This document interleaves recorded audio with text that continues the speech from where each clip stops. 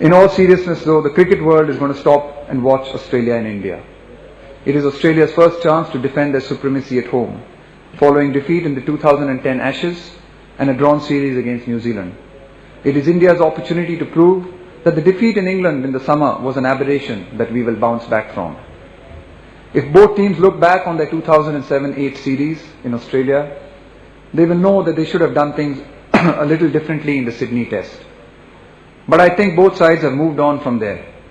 We've played each other twice in India already, and relationships between the teams is much better than they have been as far as I can remember. Thanks to the IPL, Indians and Australians have shared dressing rooms.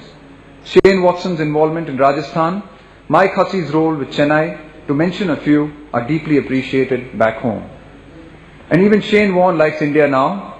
I really enjoyed playing alongside him at Rajasthan last season, and can confidently report to you he's not eating imported baked beans anymore. Actually, in fact, looking at him the other day, it seems he's not eating anything.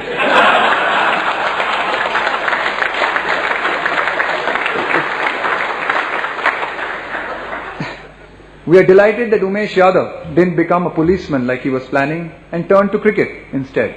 He is the first cricketer from the Central Indian first-class team of Vidarbha to play Test cricket.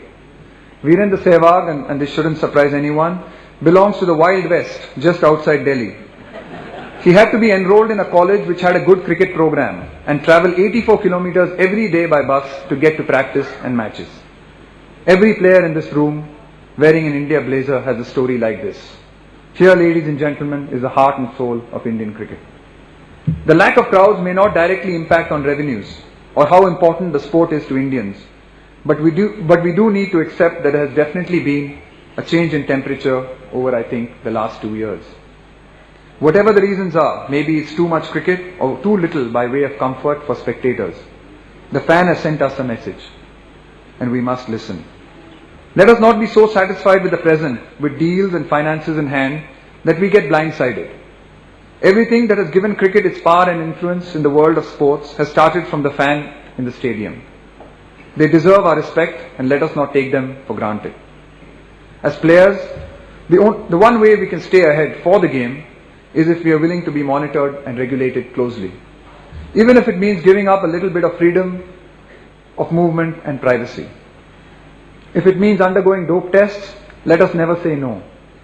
If it means undergoing lie detector tests, let us understand the technology, what purpose it serves, and accept it. Now, lie detectors are by no means perfect, but they could actually help the innocent clear their names. Similarly, we should not object to having our finances scrutinized if that is what is required. When the first anti-corruption measures were put into place, we did moan a little bit about being accredited and depositing our cell phones with the manager. But now, we must treat it like we do an airport. Security, because we know it is for our own good and our own security. Players should be ready to give up a little bit of personal space and personal comfort for this game which has given us so much. If you have nothing to hide, you have nothing to fear. Cricket must find a middle path. It must scale down this mad merry-go-round that teams and players find themselves in, heading off for 2 test tours and 7-match ODI series and a few 2020s thrown in. Test cricket deserves to be protected. It is what the world's best know they will be judged by. Where I come from, nation versus nation is what got people interested in cricket in the first place. As the game's custodians, it's important we are not tempted by the short-term gains of the backward step. We can be remembered for being that generation that took the giant stride. Thank you for the invitation to address all of you and for your attention. Thank you.